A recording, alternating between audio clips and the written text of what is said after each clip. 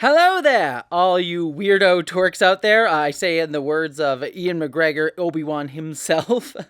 But I hope all of you all are having a wonderful start to your brand new year of 2023. And I am having a fan-frickin-tastic start to my 2023 because I am finally back in my apartment in Seattle. And for me, that is a frickin' victory because if you hadn't heard, actually went back home at the end of last year for Christmas to visit my family in my hometown of Buffalo. I got to visit my brother, my sister, and my mom and my stepdad, who all still live there. My dad, my stepmom have since moved away from there. But it was really wonderful to see all of them. I haven't gotten that much time to spend with them over the past few years, so it was just really nice to reconnect with all of them. But I had hoped to take the day after Christmas a flight to Los Angeles to visit all of my friends still there. But I got caught in this wee little thing called a once-in-a-lifetime blizzard. At least I hope it's a once-in-a-lifetime blizzard, because climate change is the thing. But theoretically, it's a once-in-a-lifetime, once-in-a-generation blizzard. And so I got stuck there and couldn't leave my brother's house for a week longer than I had anticipated. And while it was absolutely wonderful to drive him mad and get to spend an extra week with him, and also get to spend time with his lovely, lovely dog Guinness, who is a year-old puppy who does not have any body awareness at all, and it's adorable.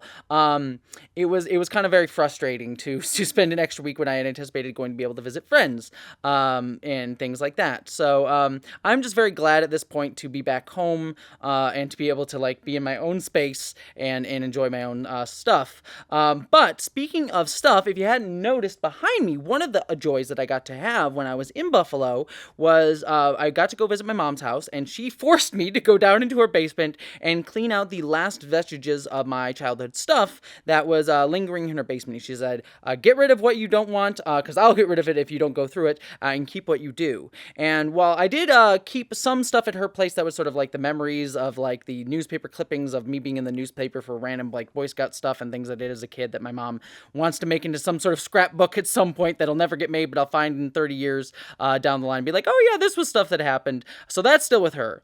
But the stuff that I was able to go through and bring back here was some of my childhood memories and things that I really connected with and loved. And one of the reasons that was so wonderful to get to do, not just because it's a cool thing to just have that nostalgia moment and go through your stuff as a kid, but also, and I won't go into this fully, but as many of you know, right before Christmas, I got into some stuff with J.K. Rowling on Twitter, and, not to aggrandize myself in any of that, but it just really put me in this headspace of being forced to think about, again, an author that meant so much to me, a person that I looked up to as a kid, who made a franchise that meant so much to me, doing so much harm and damage to myself and to the trans community more generally, and it's always rough to wrestle with that because you do have this connection with this thing that was so important.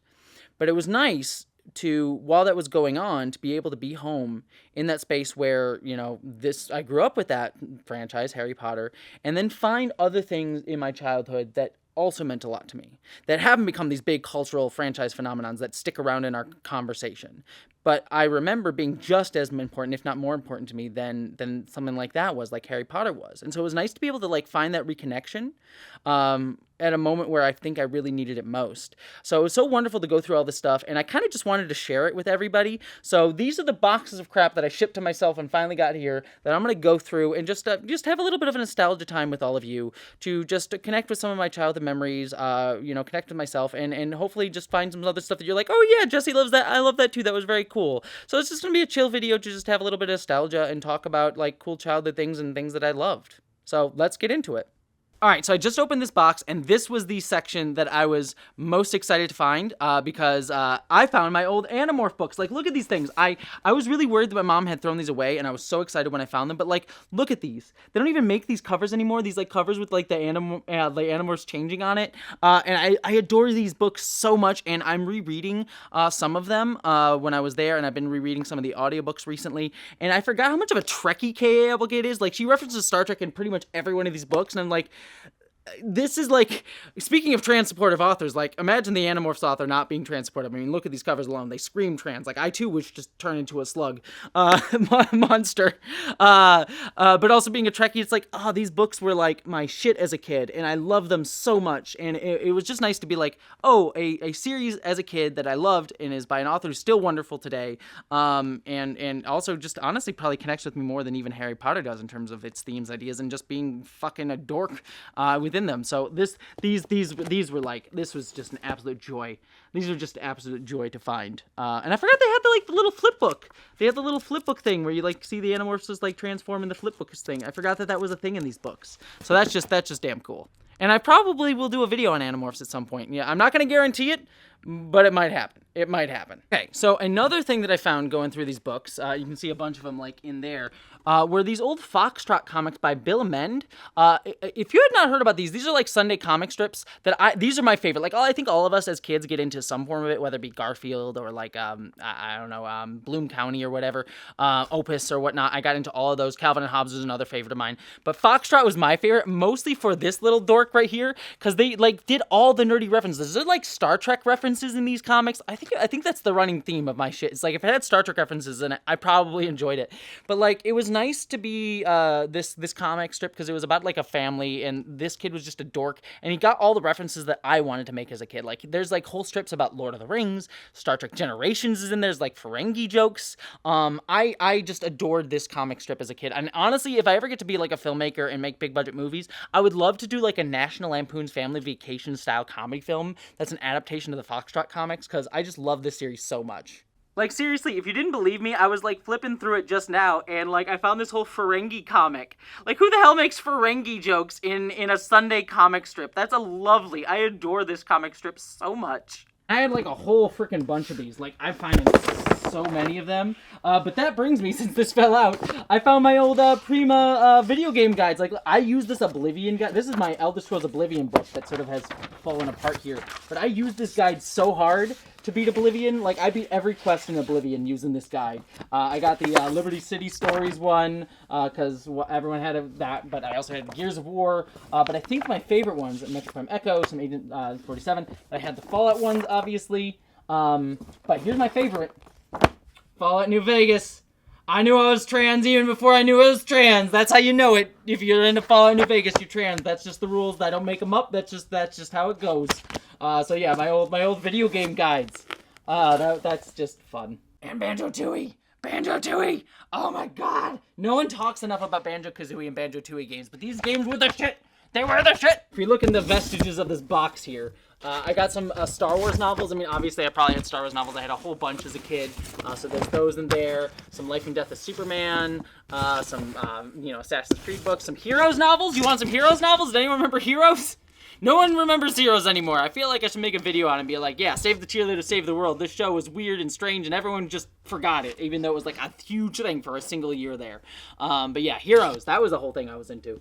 So we mentioned it earlier, but some Calvin and Hobbes comics. I mean, I know I loved my my Foxtrot by Calvin and Hobbes. Like, anyone perceived as a boy growing up was given Calvin and Hobbes. And, even though I'm trans, I still related very hard to this, like, boyhood of Calvin in a lot of different ways. Not that it needs to be reduced to gender or whatever. Like, it's about childhood and imaginary friends and growing up. So, like, who doesn't love Calvin and Hobbes? Like, what a really special story. Old Doctor Who novels, like look at that, Christopher Eccleston in there. I got some Matt Smith ones and David Tennant ones in here. David Tennant will always be my doctor, but dear God, do I love Christopher Eccleston and Matt Smith as well, and all of them. They're all great, but like those two were my personal favorite. Artemis Fowl, because every kid of my generation had to have Artemis Fowl books. It was a rule. It was like Harry Potter and Artemis Fowl. You got to have those. Speaking of comics, I got my Doctor Who Star Trek crossover comics and a bunch of other like Star Trek comics I got in here. This is the Star Trek comic where Chris Pine visits the alternate universe where Captain Kirk's a girl, and this one didn't resonate with me at all. There's no reason that like seeing Captain Kirk be a girl would ever have resonated with this little trans girl. Look at that Spock girl Spock. Look it, it's girl Spock. Ah! Now, these were special. Okay, this one I got to explain. So, these are my old Star Trek communicator comics from when I was a kid. It even has, like, the Tops market receipt on there. You can tell I'm from Buffalo. But anyways, this one right here, specifically, the Sex and Star Trek communicator issue, I got made fun of in school for, because I used to bring my Star Trek comics into high school and middle school, and this one I brought in, and all of my friends made fun of me. I mean, they made fun of me because I was a Trekkie anyways, but this one specifically, I remember I got bullied. Like, I legit got bullied for it. So there's actually a little bit of trauma unpacking here. And I'm just realizing that now I showed them. Because now I literally make money making videos about sex and Star Trek. So who won that, huh? Fuck you, bullies. Fuck you. I won. I'm making videos about sex and Star Trek, so I made this a job. I took this comic and said, fuck you, I made it a job.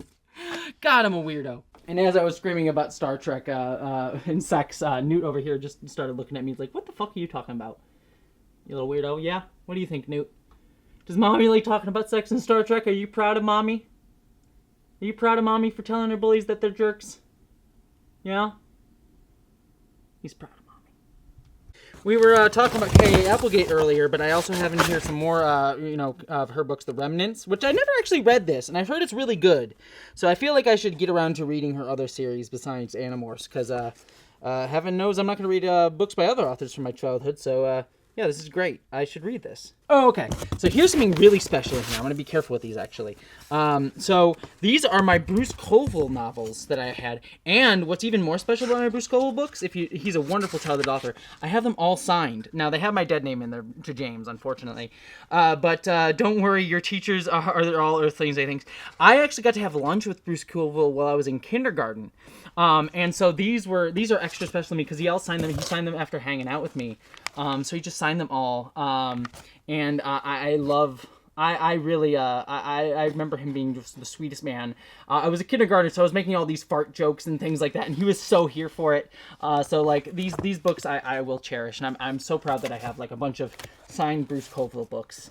Even though they have my dead name, but you know, we were figuring it out together. I also felt like an alien in 6th grade, so he was great. Speaking of Doctor Who, got some Matt Smith Doctor Who. There's my boy. Look at him. Freeman Agaman, also great, but there's my boy. He's just David Tennant is and always will be my boy. What a beautiful man. I'm so excited to see his Doctor Who return because I know it's nostalgia nonsense, but I'm just so pumped for it. It's gonna be great. For talking about boys, you helped me figure out shit when I was a kid, and then John Barrowman turned out to be a little bit of a jerk. Which is unfortunate, because Captain Jack helped me explore a lot of things as a child. I figured out what bisexuality was from him, so... Yeah, it sucks. But also, look at there's another boy! There's another one of our boys! Bern Gorman! You can't focus on him, but Bern Gorman! Oh, if we're just speaking about lovely boys, we're talking about Bern Gorman right there. Gotta love that Bern Gorman. Some other things in here is some random books of Russian grammar. These are from my grandparents. I mean, I'm of Russian descent, so my grandparents are from Russia, and so they have a bunch of these are a bunch of books that my grandma gave me, that as a kid. It even has her name in it, and so it's just a bunch of Russian grammar, and a bunch of random books that they gave me. So if I want to learn the Russian, it is good, comrade. Yes, I have a book for it. Apparently, this is definitely a book from my grandfather. Sorry, Grandpa.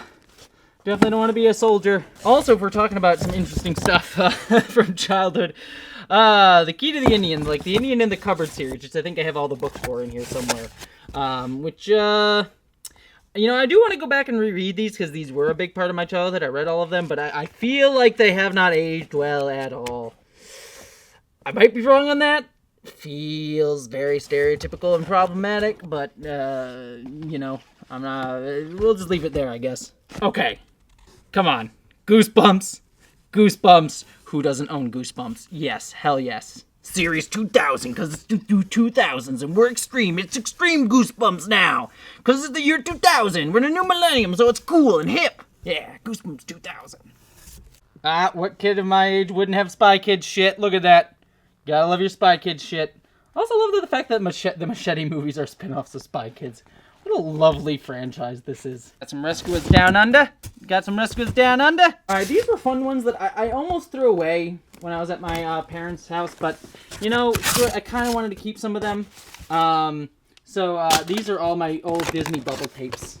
I got a whole bunch of these bubble tapes. I don't know what to do with them. I'll probably just use them for display, but like, I threw away a couple of them because there were movies that no one gave a crap about, but you know, I gotta keep Simba's pride, you know? Lion King 2. That's the one that I keep.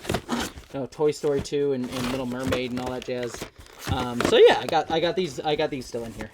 Also some fun ones, Dragonlance, my boy Raceland. Is Raceland on this cover? I don't think Raceland's on this cover, but I love Raceland. Gotta love Dragonlance. So I just opened up another box, and there's more Foxtrot books. I forgot how many of these I had. So many Foxtrot. I love it so much. But what else is in here? There's more Artemis Fowl, because of course Margaret Peterson Haddock. So she wrote the Among Us series, which I actually have literally on my bookshelf right over here, next to my series of Unfortunate Events books. Those were interesting ones. I feel like those have aged really decently well, because like I don't remember this series. But the Among the books were the ones where like it was like like you'd only have 2 children per household, and the kid was the third one. So I feel like there's like some stuff about fascism and stuff in there. I have to go back and reread them, so maybe they didn't age well, but I feel like they might have. I think they probably did. Is the series. Ooh, some interesting things on here. Okay, so all right.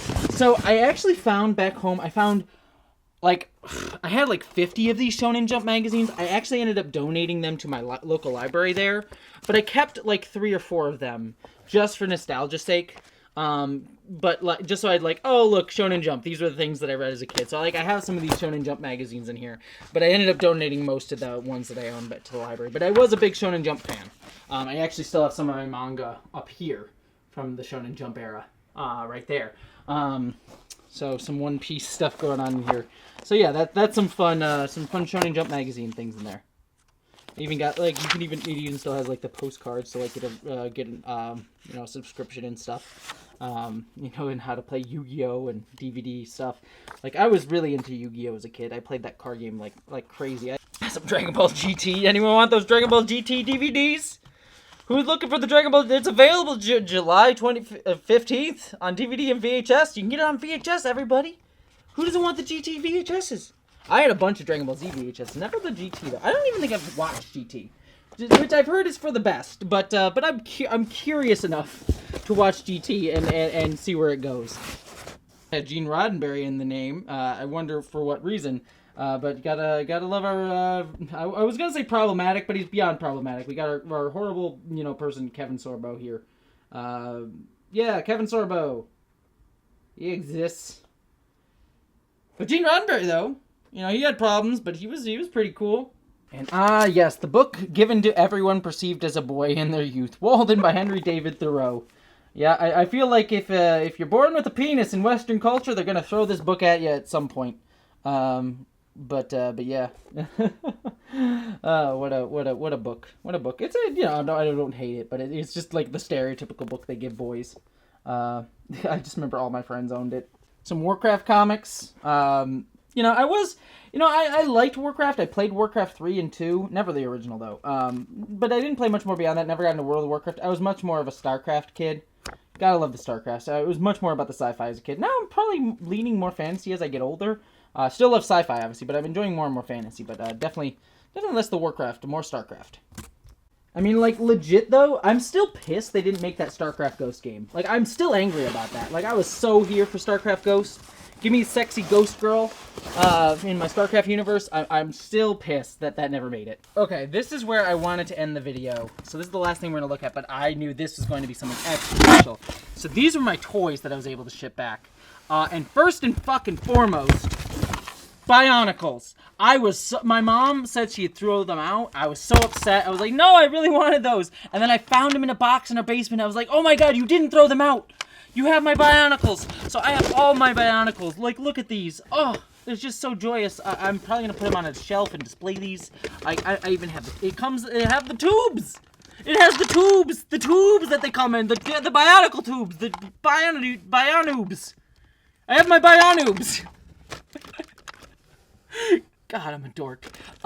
So yeah, I was so pumped about this. But okay, a couple other things in here, but I got, I'll end on one other cool thing, but, I got a Star Trek Murder Mystery game in here, Star Trek The Next Generation Murder Mystery, where you're like, I might actually host this party at some point, because this is just too much fun not to do.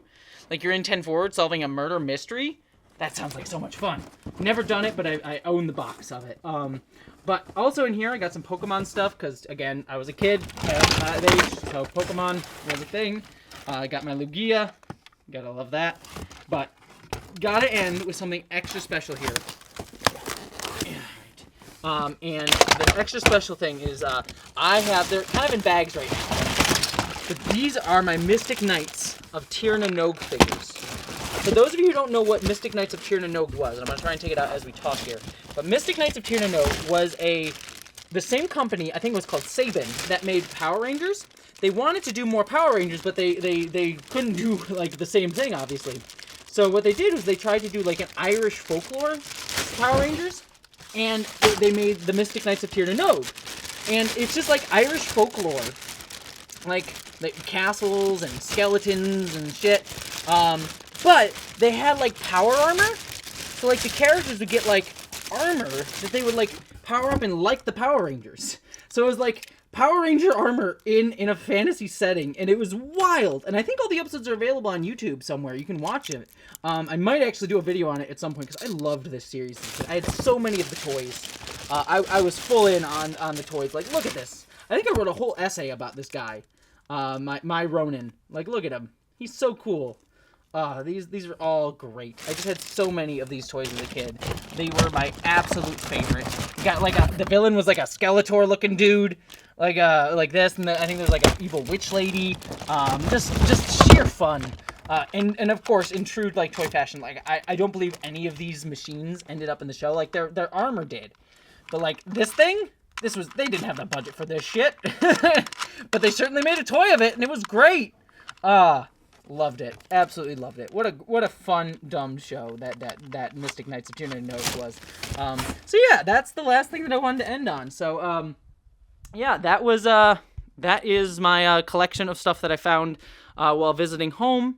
I hope you had fun with me going through all this stuff. I had a little bit of fun, but I just wanted to go through it with all of you and just be like, yeah, this is some of the weird nonsense that Jessie had as a kid. And it was nice to find positive things beyond, like, the big things that we still talk about today, like, you know, Star Trek or even Harry Potter or jazz like that. Like, no, I still love things like Mystic Knights of Tir na Nog or Animorphs, which are, you know, somewhat remembered, but not as well remembered. It was nice to, like, connect and be like, oh, these things are here too.